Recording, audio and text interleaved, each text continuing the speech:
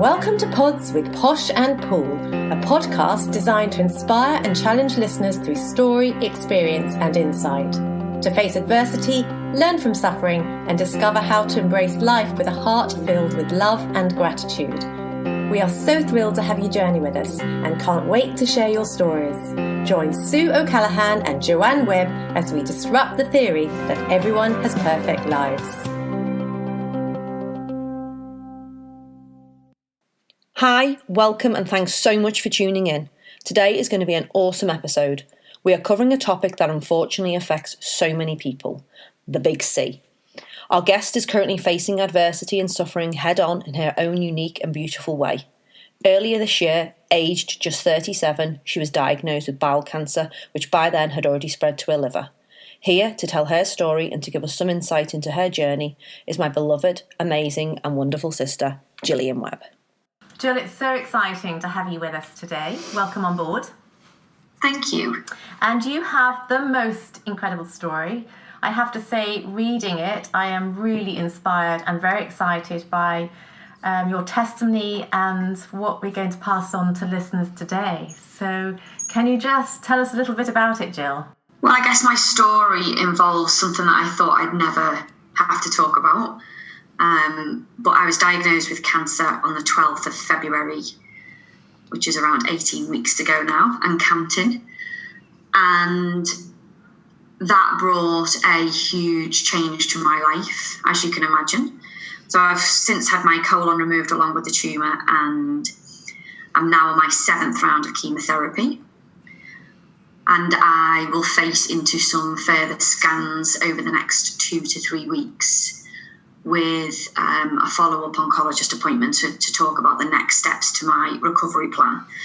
And I think it's really important, one of the big things that I talk about is a recovery plan. Yeah. And that is because my mindset is all around the fact that I will beat this disease and I will recover from it. And so I've never really spoke about the plan or the treatment plan in any other way than to talk about it in a positive way. That's wonderful. So a lot of our listeners will possibly also be facing what you're facing right now and have been diagnosed with cancer. And yours is incredibly recent, only 18 weeks ago. Can you describe what that was like for us when you actually heard that diagnosis, the emotions that you went through? It's a really interesting question because I remember sat in the hospital. So I went in on a Monday morning for the colonoscopy and gastroscopy after having a number of, I guess what you'd say, problems, but they weren't necessarily really bad problems. So I think it's important to note that I didn't have all of the typical symptoms as well. So just to get the awareness out there that bowel cancer doesn't always cause weight loss, doesn't always cause blood, doesn't always cause, I guess, those typical symptoms. But I did have a lot of bloating and a lot of discomfort. So I went into hospital on the Monday. And that was literally just a precaution. The doctors were really convinced that I had a gluten intolerance. They thought I was gluten-free, basically. Yeah. And Monday mornings are typically really stressful for me, working in a retail environment. And I remember thinking, this is probably a nicer way of spending a Monday morning. But actually, things very quickly changed. So it was a 20-minute procedure, and I came around from that. One of the first things they said to me is, we need to keep you here for a little while. It's very doubtful that you're going to be going home. We found a mass on the bowel and we will need to do some further tests.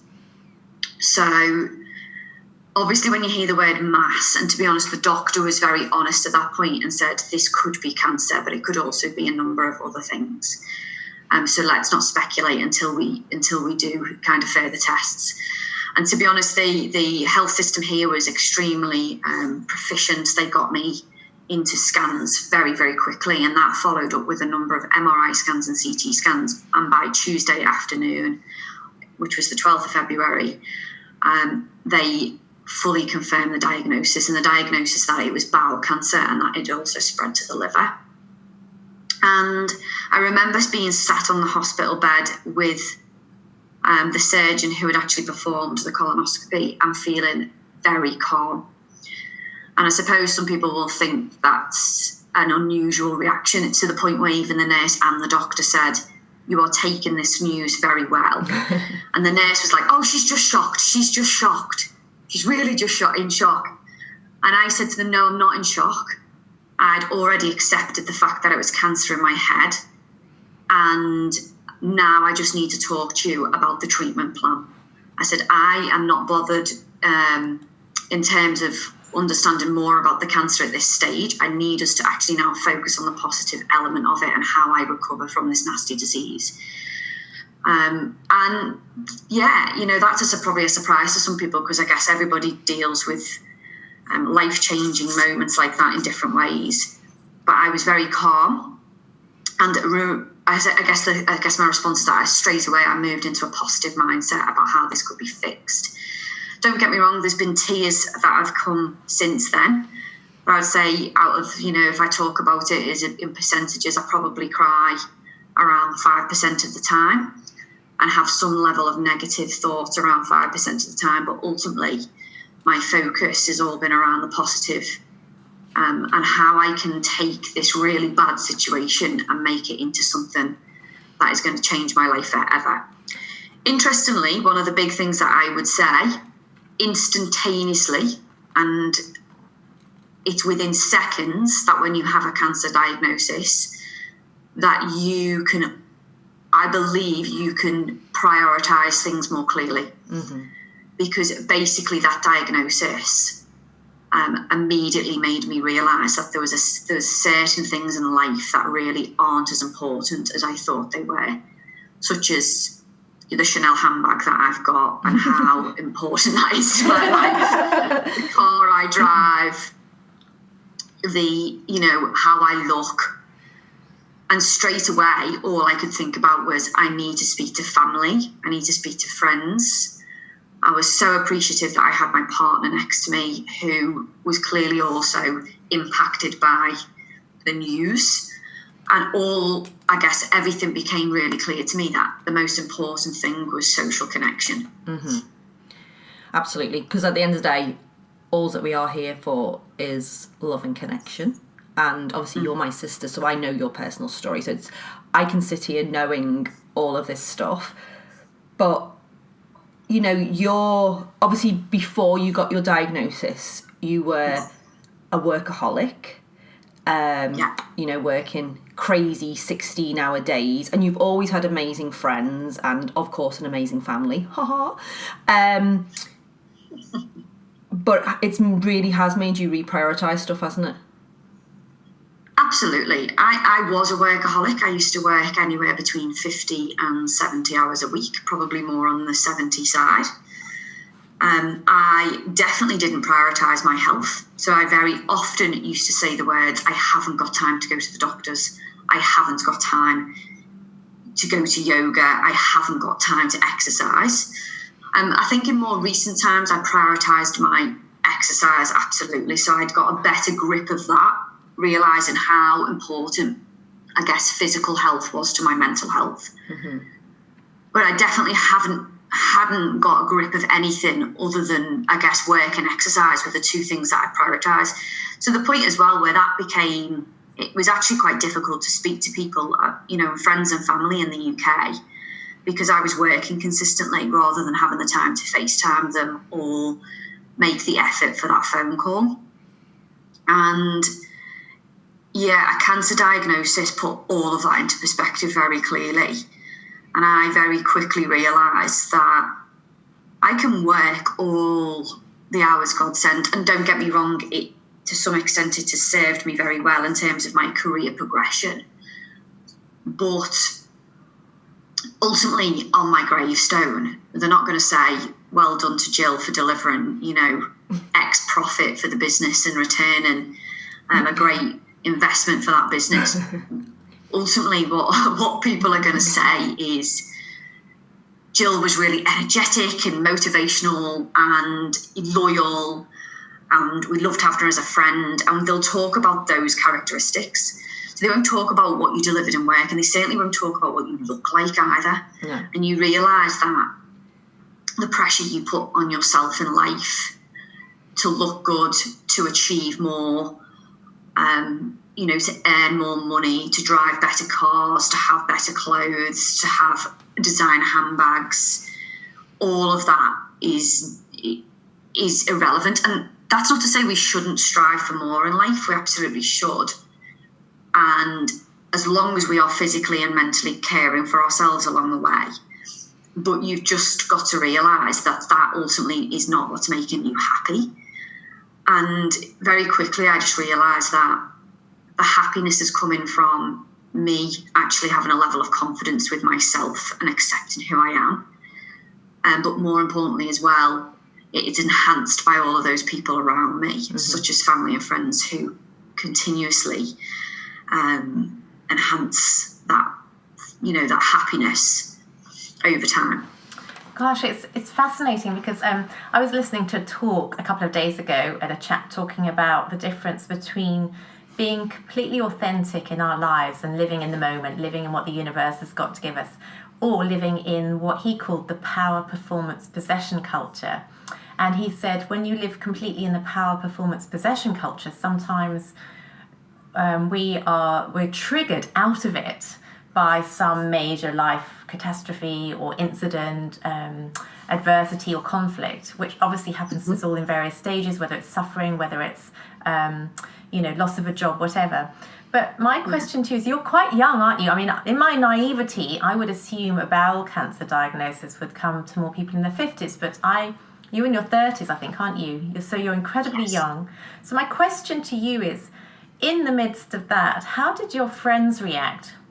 Were they supportive? Were they shocked? Because I've experienced cancer in my family, and when my mother was diagnosed with cancer and I was in my teens, my friends walked away because they couldn't speak about it. They didn't know how to handle it. What was the reaction of people around you? The people around me have been overwhelmingly supportive and encouraging.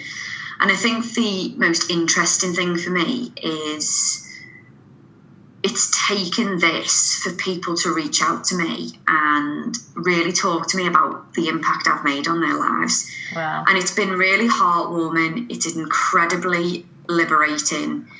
It's incredibly special. And these people, and I'm not just talking like close friends, have obviously been by my side at the diagnosis. They've come to chemotherapy treatment with me.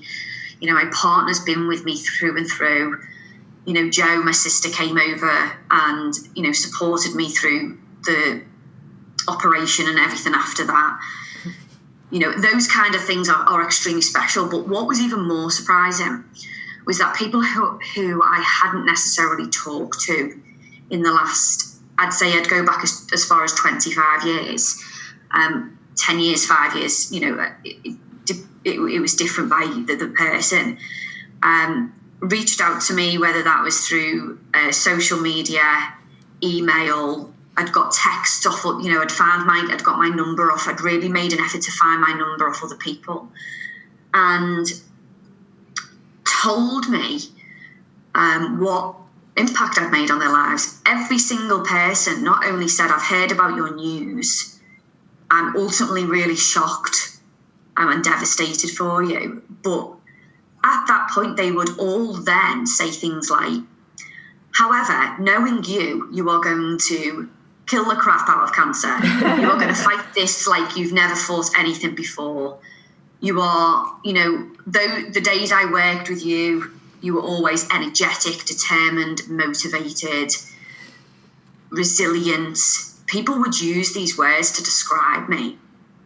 You're extremely inspiring in the way that you dealt with A, B, and C. So they would talk about certain things that happened in the past.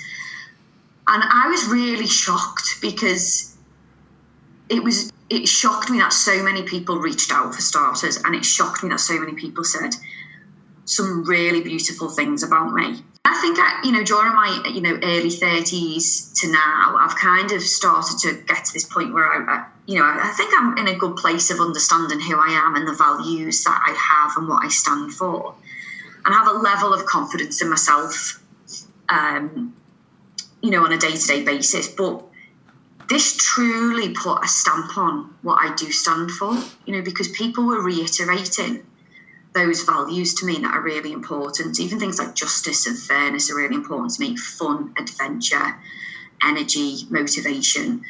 These are values that have always been part of me and will, have made the Gill Webb and who I am today. And they reached out to tell me those things, which was really special of them. And just, I guess, has helped me define who I am. And I think what I would say to people, though, is it's taken a cancer diagnosis for people to tell me that. And I just wish I'd known that in my early 20s almost, or, when you're going through those times which are harder in life and you're questioning who you are and what you are, you probably need more external reference and reinforcement at that point in your life more than ever. I need it less so now because I've gained a level of confidence in who I am through that time. But it's taken a cancer diagnosis for people to reach out, which has been amazing. I just wish in a way people had done it a little bit earlier. Yeah. And so it's taught me a life's lesson because I don't do that to people or didn't do that to people. And I will absolutely now always be really honest and transparent with people and send really kind messages to people to say, thank you for what you've just done today, or do you realise the impact you have on people? That's really special. I really see these amazing characteristics in you. We have a tendency, even things like on Instagram, if you notice, that people will respond by saying you look amazing. Mm-hmm. It's quite superficial. Actually, I get more from people saying you are extremely motivational and inspiring. You represent energy and motivation like I've never seen before. And so I will go about life differently because I will now do that, and I will share my feelings about people and their characteristics and their values and what I love about them more than I ever have before, because I think they deserve to know that without a cancer diagnosis. Yeah, absolutely. And I'm like Gill. I'm all into self-love and self-empowerment and, my message to the outside world. And we definitely should love ourselves and understand our own values. But there is nothing nicer than just being kind to people either, is there? And just giving that to somebody. And you don't know when you're going to change somebody else's life by saying something really nice to somebody. I just see a random girl walking down the street sometimes and I might say, oh my God, your dress looks amazing on you. You look stunning today. You are radiating. And yet that might be about her looks, but it's not really. It's about her dress. It's about how beautiful she's looking that day. Or, if somebody's doing something really kind for me in the shop, I'll say, thank you, you've done a really great job. Thank you, I really appreciate that. It's just so nice to pass on those messages, isn't it? All the time, consistently. And actually, it's those acts of kindness and paying it forward which just make the world a better place as well. And Jo, our message, isn't it, to all our listeners on all of our shows is that nobody has perfect lives. No. And actually, it's about being vulnerable. It's about being fully real, in touch with who we are, being raw and being honest. And what's really impacted me in the last few weeks since we started, actually, and I've started talking to many other people outside of the podcast, is, story. Everybody's got a story, and yet many people don't tell that story. So, Jo and I were in a group of about 30 people a few weeks ago, and you look around the room and you, semi-consciously judge people and think, I bet they don't have a story like me. I bet they've got perfect lives. And the truth is, nobody's got a perfect life. And if we can live in gratitude, and obviously your message, Gill, you live in gratitude now. You live in gratitude for your life, for your friends, for the little small blessings that maybe before you didn't notice. And our lesson in this is very much, if we can be in gratitude ourselves and be in awe of the blessings that come our way, we then can respond to other people, can't we, in such gratitude. We operate from a place of love, and people need to hear their love. Mm-hmm. And as you say, Gill, so many people are struggling and actually need to hear they're loved. Everybody in some way is struggling with their story, and gratitude goes such a long way. Yeah, and it doesn't even matter how confident you are, it's still nice to hear that people think you're great, isn't it? Absolutely. And the interesting thing is actually a lot of people not only told me the impact I'd had on them, they then started to share their life experience as well. Story. And friends had opened up to me about how they had tried to commit suicide in the last 12 months, had gone through severe depression. Some of them were really heart-wrenching stories. And I actually then found it amazing that I could offer them advice and support. And they were like, I can't believe I'm sharing this with you and you're going through what you're going through. And I was like, no, this is absolutely what I want you to do, because not only have you reached out and made me feel really special, but now I ultimately obviously want to help you and share some advice, because we could learn together about how, you know, we have gone through bad things and come out of it the other end. And so people did actually start to share some really harrowing experiences back. Yeah. Quite a lot of people, actually. And I then found myself starting to act as a bit of a mentor to them and giving them really, you know, nice advice and being really kind to them, just to hopefully make them feel better about themselves. And even if that only impacted them on the day, as you say, Jo, you know, being kind actually releases something called oxytocin to your brain, and you actually then feel quite good about yourself for doing it. So, you know, people who are kind, ultimately we are all fairly selfish creatures in lots of ways, but kindness actually does something for yourself as well as the person who receives it. So it's actually beneficial to both parties. Yeah, absolutely. And the thing I found as well, I mean, obviously this is your story, but even like those people that I'm around all the time, obviously I told a certain amount of people about you because I had to, you know, I came over for your surgery and stuff, so I had to swap clients around and things like that. So I had to tell a certain amount of people. And then, of course, we live in a little village and the children told some friends and everybody knew in the end. But I cannot believe the amount of people that reach out to me to ask about you. They've never even met you. But people just are so... There is kindness in there, and there's people want to share that. They want to pass on their love. They wanted to pass on hugs and kisses, and you're not a huggy kissy person, so I just couldn't come over and just keep hugging you all the time because you might slap me.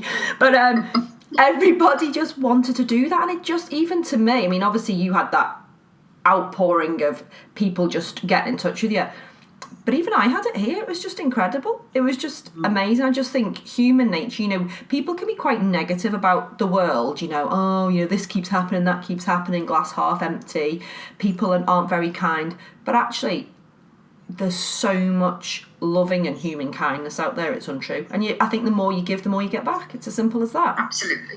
I agree. Jill, can I ask you a question? You mentioned earlier that, you know, obviously you're a very positive person and incredibly resilient. You've talked about some resilience you've shown before you were diagnosed as well.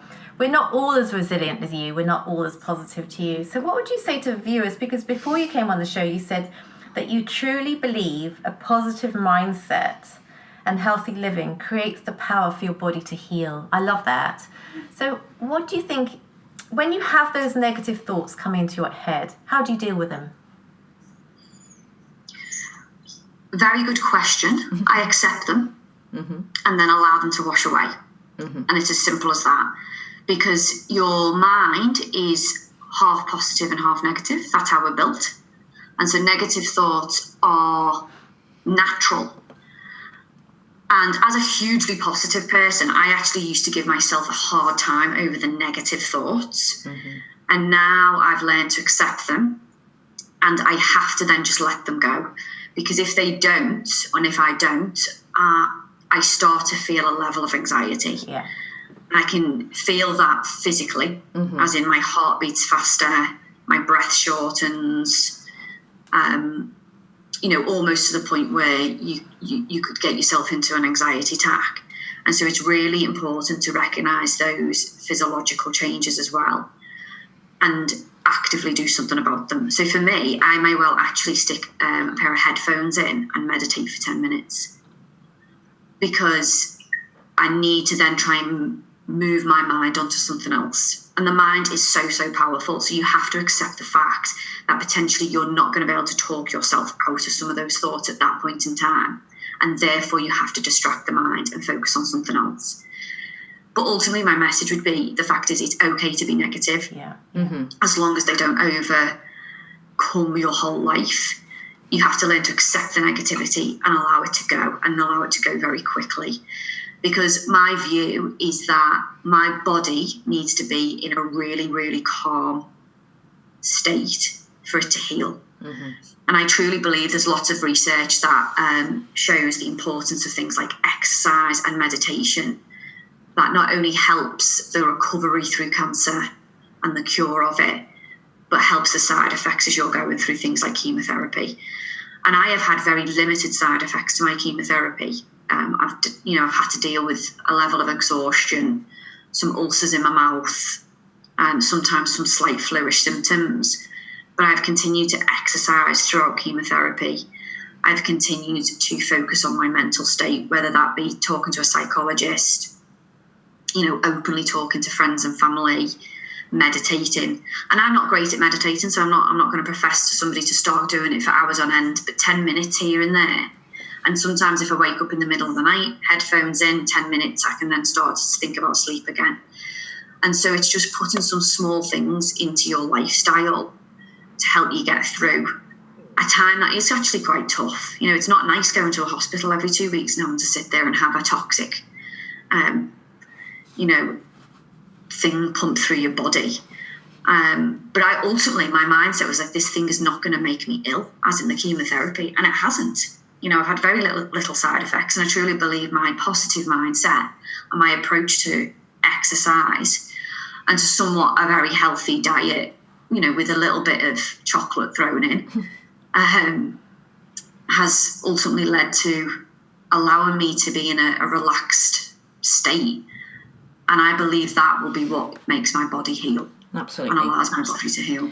Because if your body's in that constant state of stress, we all know that, if you're in that constant state of stress, it's actually hard for your body to process anything. It doesn't matter what you're actually trying to achieve. It's very, very hard to achieve if you've got that high stress level, isn't it? So all of that, what you're saying, allowing yourself to feel negative rather than fight it, because the more you start to fight it, the worse those feelings get, isn't it? So if you allow them to be there, accept them, show self-compassion, and say that it's okay to feel like this. But then they often do go quicker than you start fighting with them, don't they? Absolutely. If you start fighting with those internal thoughts, they become worse and accelerate and amplify. Mm-hmm. Actually just saying to yourself, yes, Gill, it's okay to worry about the fact that you might be dead in 10 years' time or even 5 years' time. That's perfectly acceptable. You have cancer. Cancer causes death at times. These are rational thoughts, even though they are slightly negative. But we are now going to move on to what we can actually control rather than what we can't control. And so, I actually sometimes talk to myself. Yes. It's a family trait. And talk to my internal reference. My internal reference is very strong at times. And at the times when it's too strong, you then have to reach to somebody who you know is ultimately really positive. So if you can't do it yourself in that moment of time, have somebody in your life who you know is really positive, who you could phone up and go, oh my God, I'm worried I'm going to be dead. And then the person goes, don't be silly. You've got this in the bank. That's Jo, no doubt. I'm assuming that's Jo, is it? Jo shaking her head and pointing at herself right now. Yeah. But it's about recognizing who those people are and actually even saying to them at times, I am going to use you as a person that when I am negative, I'm going to phone and I'm going to ask you to whip my bum at that point in time and go, don't be so ridiculous. Think about it like this, because you need those very rational and practical people around you at times, because your internal reference is so strong. And at that point in time, it may not be able to be changed. So it's about putting certain things in your life, whether it be, a mentor who advises you through that time, or is something like meditation. That's been my way of dealing with it, but everybody else will have a different way of dealing with it.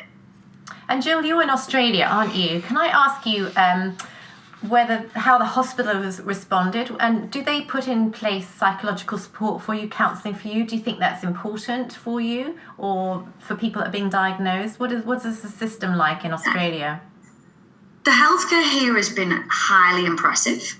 Don't get me wrong, there's often a level of confusion about who is paying for what through the fact is we have it's a healthcare based on your insurance and all of those things, and that comes with a level of stress at times. But ultimately, take all of that away, the nurses and doctors are phenomenal, and those are the people who are just trying to do a job regardless of how it's funded and those things are in the background.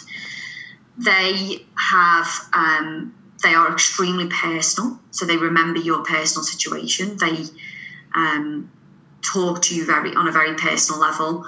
I think they've definitely got a lovely approach about them. You know, I think back to my days in the UK, and the National Health Service unfortunately was losing that over time and becoming less personal and more functional and more like a business. I'd say the Australian healthcare has still managed to keep and maintain that, which is amazing. And they have offered me support. I actually I chose to actually go with a psychologist who wasn't actually trained specifically in oncology and cancer. So I chose to talk to somebody who is a psychologist but would deal with anything and everything, really. She's not necessarily specialised within oncology, but you can get people who are more specialised with, I guess, the cancer diagnosis and how you overcome that, if you so choose to. I chose to go with a broader person because I actually didn't feel like I needed her in lots of ways, because I am so strong and resilient and I have a great support network around me. I chose to do that as I believe that was another way of just helping me. And it allowed me to talk about anything and everything. And so actually sometimes I talk to her about work situations, you know, and other maybe relationship, not challenges as such, because I've got a great relationship, but everybody has, you know, opportunities in their relationship and whether it's a friend, you know, it could even be friendships. Because ultimately I, again, as I said to you before, wanted to make sure I was doing everything possible to ensure my body can heal. So if work, even though work have been amazing and they have accommodated for my situation, work can still be stressful. I work in a high-paced environment. You know, I still do 40 hours a week. And ultimately, I'm extremely passionate about my job and I still want to succeed and still want to do well and still want to progress. I'm not letting a cancer diagnosis stop the fact that I want to be promoted in the next 12 to 18 months. In fact, I'm actually going to leverage the situation to get there quicker. So it brings an element of stress to some extent. So I actually talk to my psychologist about those things and not just about a cancer diagnosis. And it allows me to deal with every situation then. So, you know, I would say to people out there, you know, if they are faced with this situation, don't, you know, some people might want to talk to a specialist with oncology, but actually sometimes broader allows you to talk about everything and anything and deal with those situations. And she really helps me deal with things like unhelpful thinking styles. So we've identified some of the kind of typical thinking styles I have over time and then how I tactically deal with those. So she's actually been, which obviously covers a broad spectrum of problems. It doesn't just, you know, cover cancer. And how you deal with it. Yeah. And I mean, you're talking about mind, body, spirit, aren't you? You're talking about the whole package together, not separating them. And I think, I mean, for people I know that have been diagnosed, one of the first things they do is change their diet. Have you had to change your diet? What does your diet look like? Oh, I was really lucky. I was living a fairly balanced diet, I would say, already. However, I've probably incorporated more vegetables and more fruit. I've reduced the amount of red meat I eat, and I've reduced the amount of refined sugar intake. I have taken caffeine out altogether, and I have removed alcohol altogether from my diet. And I know some cancer patients choose not to do that. And in fact, they don't actually, in the healthcare system, they don't actually say for you to do that. Unfortunately, though, the cancer I have is in my liver, and the liver is there to, you know, take out all of those nasty toxins in your body. And if I just go and add alcohol to my body, I'm just going to be making my liver work harder at this stage. So anything that I can do to almost make sure that my liver is not overworked in any way has been, I think, really important for me to do to ensure that I recover from this disease. Because there's so much information out there, isn't there? You know, there's just like almost overwhelmingly, there's this diet, there's that diet, reduce this, include this.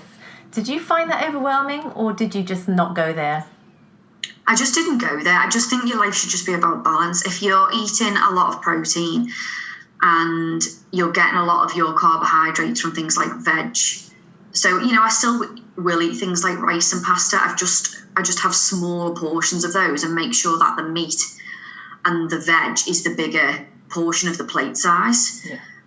But things like chocolate, at the end of the day, I've taken out refined sugar as much as possible. I'm not going to take it out altogether. I enjoy a slice of dark chocolate in the evening. I just try to limit myself to 1 square as opposed to 10 squares these days. I think dark chocolate's quite good though, isn't it? Because it's full of iron. So when I found myself in the fridge eating dark chocolate and the children catch me, I say I'm taking an iron tablet. Absolutely. Yeah. And I think you're right. You've just got to make sure you are getting the right level of fibre, carbs, protein. There's a lot of, you can read a lot of things which generally causes a level of confusion, but there is a view that things like protein are really, supportive of a cancer recovery. And my view is it's just about balance. And that's helped me get to a point where I feel healthy and allows me to exercise because I've still got a level of energy, because you need energy to exercise. So I actually just generally go with how I feel a lot of the time as opposed to what I think, if that makes sense. And Gill, obviously you talked about chemotherapy, you've talked about your surgery, you chose to go down the medical route. There's lots of people out there who won't be doing that, they'll be going down the natural route, and that's, I'm a firm believer in whatever route you decide to take, if the power of the mind is there and you truly believe it's going to heal you, I think we have amazing powers. Now, is that your thoughts? I mean, me and you have obviously had these conversations. We've watched certain documentaries together, like the Heal documentary. You've totally gone down this path with your attitude that it's going to work. Do you just truly believe the power of the mind? Oh, it's absolutely about the power of the mind. People will choose one avenue or the other, or one road or the other, and I admire people for their choices. I think everyone is unique and has a right to make those choices. And actually, I've read the most incredible stories around how people have chosen not to take the medical route and have survived this horrible disease. And I don't blame them, because when you actually think about what chemotherapy does, although it's massively advanced over the years, the fact is it's not only eating your bad cells, it's eating all your good cells. So it does eat your red and white blood cells and your platelets, and that can have an impact on people. And so, the power of the mind is ultimately, for me, what will lead to healing the body. Yeah. Any route is your choice, and as long as you're confident in it and you're truly convinced it's going to work, that is the big difference that will give a result. Yeah. That is my view. Yeah. So you're down the medical road, you're exercising, you're eating a good balanced diet. So you've ticked the boxes really, haven't you? But you're also doing some holistic stuff as well. You're doing your meditation. So you do make sure I have regular massages. I'm considering acupuncture. I've actually been to see a homeopath who, has given me some herbal remedies, which I'm taking as well. I've literally just done everything, because my view was that I actually can't control the cancer. Mm-hmm. I can control how I respond to it and how I choose to get my body in a situation where it can heal. So that is the bit I can control. So I've just focused very much on that. Yeah, because, at the end of the day, you get this diagnosis and you can see why people would spiral out of control, because they feel like they've lost something. But if you can gain something back like that control, it kind of gives you your power back, doesn't it? Absolutely gives you your power back. And then, I guess the other message is life is too short, and I could die from this disease in the next 5 to 10 years. Unfortunately, that's a possibility, but I don't believe that will happen, and ultimately do anything I can to stop that. However, I could also walk out the door tomorrow and get run over by a bus. So if I was to constantly think about the negative elements of this disease, it's serving me no purpose whatsoever, and it's actually just a waste of my energy. Yes. So I just choose to say, I have this energy. I have to use so much of it in my kind of 8 to 10 hour working day and exercise, and the remaining part of it, I'm going to make sure that I live my life to the full every single day. And I kind of did that anyway, I just had less time to do it because I was working so much, and now I've got more time to do it, which is amazing. You said something really... Sorry, carry on. No, but I'm just the fact is there's just like, don't waste energy on negative thoughts. They are going to happen, as I said before. Wash them away quickly, and just focus on what you can actually achieve in the time you're here. Yeah. I love what you wrote, because obviously we chatted before, and I know one of your phrases is, you only live once. No, you only actually die once. You get to live every day, so do it well and be grateful. I mean, there's just not a better message to give people than that, is there? Because people concentrate on the negatives. They worry about stuff that hasn't even happened yet, that may never happen. Think about the positives, think about what you can control, and take baby steps. And it's not whether it's cancer or whether it's something else, whether it's doing your chores at home, concentrate on what you can do and work towards it. I guess the grateful message is really interesting, because I have always, been somebody who strives for more and more and more in life. And that came with a level of discontent in the end, to some extent. So, actually looking back, it probably did impede on my mental state.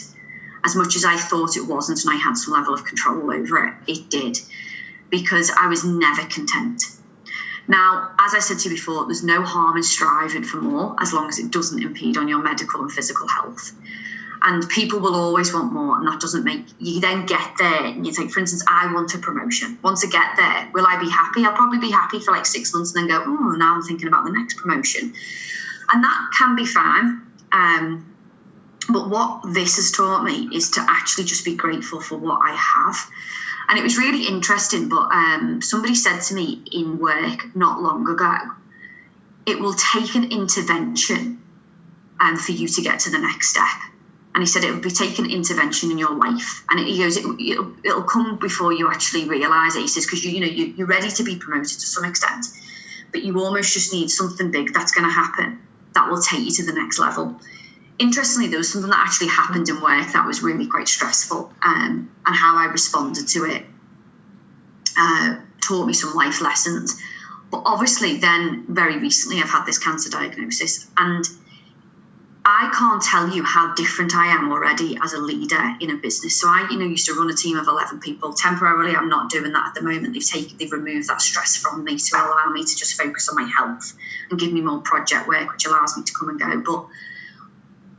But immediately, I know I'm a better leader because of this cancer diagnosis. I'm calmer. I'm more consistent. I am probably more motivational, inspirational. I am seeing things in a completely different way. I'm more grateful for what people are giving me on a daily basis, rather than always thinking I need to get more out of people on my team. And I think this is the intervention, in my view, that will over time get me to a better place in my career as well. Mm-hmm. And so, like I said to you, I've become more grateful with the smaller things in life. I'm really grateful when the sun shines and when I can go for a walk, and actually really grateful that I'm still a healthy person. Although I've got cancer inside my body, I'm actually really healthy. And so I'm grateful for my health and things like that. But ultimately as well, I'm taking all of I'm taking this situation and trying to get every single positive from it, and making sure that I leverage it to a point where actually, hopefully, not only will I recover from this disease, but it'll lead to some amazing things post. And that might be a better career. It might actually be that I can go on and share my message with some people across the world and talk to them. It might be that I work for a charity and do things differently. I just believe it's going to open up so many different avenues for me. It's interesting, isn't it? Because Brené Brown's whole message at the moment is authentic leadership. And she talks quite a lot about vulnerability, being the birthplace to authenticity, being really who we are, being in touch with ourselves, being real, being raw, people connecting with us because of who we are in truth, as opposed to this facade that we tend to put on. And certainly in the business world, there's business language, business behavior, business personalities. And it's interesting that leadership is actually calling out for authentic people, aren't they? And it might be people like you that make that transition to change the world. And that's what Brené Brown, I love what she's talking about, authenticity, being real, being raw. We want to see more of it. We want to see more people like you who are prepared to step up, aren't we, Jo? Yeah, and also it's not just that, it's about also bringing some feminine energy into them roles as well, because it's always been masculine energy in them roles. Well, that stuff that you're talking about, the being grateful, the understanding of people, being more nurturing to your staff, compassion, that's the feminine energy. And it's not just women that can bring that, men can bring that as well. You know, we all are filled with that feminine, masculine. I just think you're right, it opens up all of that, and it's amazing. I love the statement you said earlier, throw me to the wolves and I'll come back leading the pack. There you are in leadership with the wolves. I sent that round to my broader, senior team. My boss responded back saying, "Are you trying to get my job, Gill?" And I replied back, "Yes, that's exactly what I'm doing." So long as he knows. It's always good to be honest as well. Really clear on that. Oh, I love it. Is there anything else that you'd like, any quick bullet points you'd like just to finish off with for our listeners today? Well, I think we're really clear on, the main messages.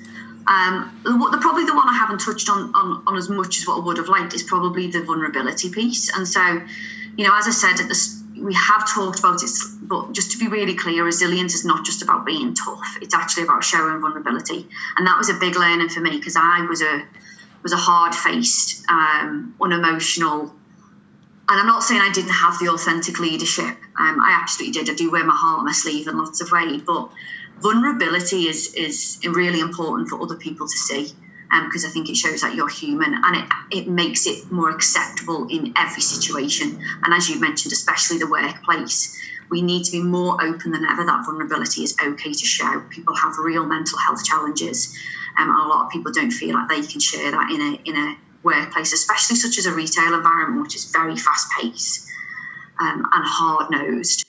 That should never be underestimated.